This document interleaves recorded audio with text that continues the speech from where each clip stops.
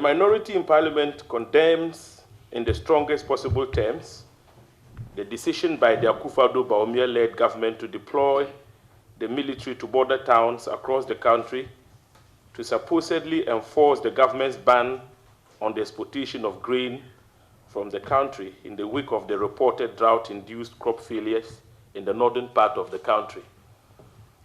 The minority takes note of the rollout of measures by the government to address the potentially devastating impact of the dry spell on food security in our country, the deployment of the military to our borders to ostensibly perform the task of the enforcement of a ban on the exportation of grain raises several questions and suspicions.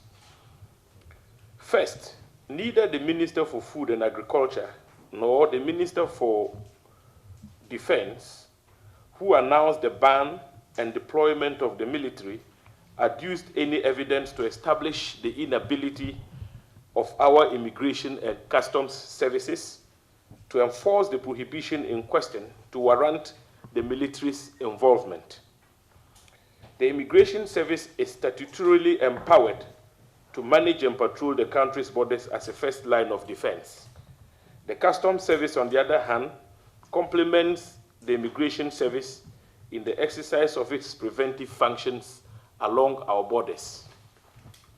Consequently, any attempt to deploy the military when there is no evidence to show that the Immigration and Customs Services will be overwhelmed in the enforcement of the ban on the exportation of grain heightens our suspicions.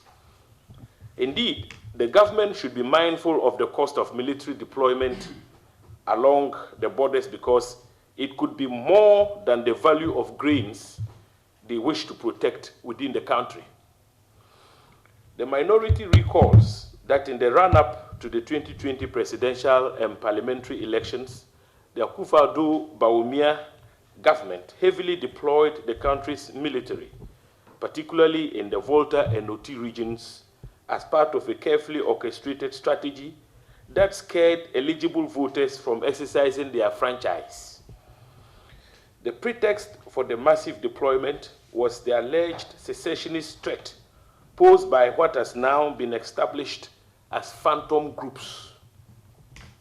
Interestingly, once the elections were over, the secessionist threat suddenly evaporated.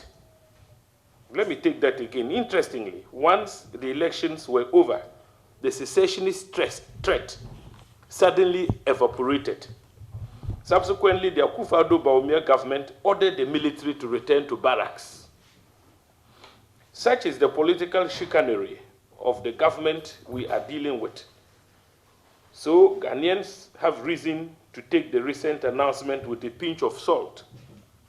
The Minister for Agriculture, Honorable Brian Achampon, who made the border closure announcement, is the very person who has declared time and again to do everything to wreck the chances of the NDC to win the December 7th, 2024 elections. His reckless and incendiary statements have attracted widespread condemnation and exposed him as the arrowhead of the MPP gang working to undermine free and fair elections and thus destabilize our dear country. Honorable Brian Achampon will stop at nothing to execute the dastardly plot hatched by the government, which he brazenly accepts. He lacks the moral uprightness and credibility required in the situation. We urge the development partners who may wish to support Ghana to join us in insisting on a credible task force primarily made up of experts to oversee the drawing up and execution of plans to alleviate the situation. Otherwise, as usual, the government and its henchmen will line their pockets while Ghanaians go hungry. The minority wishes to caution the Akufo-Addo Bawumia-led government to desist from deploying our revered military in a manner that is not consistent with its mandate and use the institution as a force to subvert the democratic right of Ghanaians to vote, devoid of an atmosphere of fear and intimidation. The concern of the minority goes beyond the suspicious military deployment along the country's borders. In the 2020 election year, this same Akufo-Addo Bawumia government used the COVID-19 funding to further their political schemes. They ended up siphoning millions of cedis into the pockets of MPP apparatchiks and enrichment of family and friends. The minority will support genuine efforts to alleviate the reported food crisis, which has badly exposed the government's planting for food and jobs and one district, one dam programs as abject failures. However, the minority serves notice that we will insist on clear guidelines and strict accountability in using emergency funding that may be approved to tackle the reported emergency. Meanwhile, the minority is concerned about the reported lack of consultation with neighboring countries before the ban, as disclosed a few days ago by Ghana's ambassador to Burkina Faso, Boniface Agambila. In making the decision, did the government consider the large quantities of farm produce that come into the country from Burkina Faso, Togo, and Cote d'Ivoire, and the possibility of reprisals? Would that not instead increase the price of food items in Ghana? Knowing the playbook of the MPP convinces us that the knee-jerk measures were primarily motivated by the opportunity, as they see it, for chop-chop, like COVID-19, and using the food situation as a pretext to deploy the military in areas known as NDC strongholds to intimidate and suppress voters ahead of the December 7 elections. It is perhaps instructive to note that in 1983, when the country faced arguably the worst famine in the nation's history, the then PNDC government did not shut down the borders. Recently, when neighboring Nigeria became saddled with drought-induced crop failures that could create food shortages, similar to our situation, that country's president, Tinubu, tasked the Nigeria Customs Service and not the military to curtail food exports.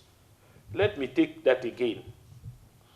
Recently, when neighboring Nigeria, became saddled with drought-induced crop failures that could create food shortages similar to our situation, that country's president, Tinubu, tasked the Nigeria Customs Service and not the military to curtail food exports. Why did he have to do that?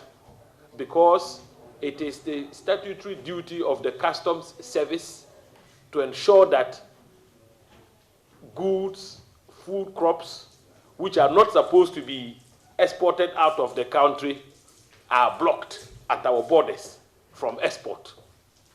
So President Tinubu ordered the Customs Service and not the military. So the fundamental question here is, why are we bent on deploying the military?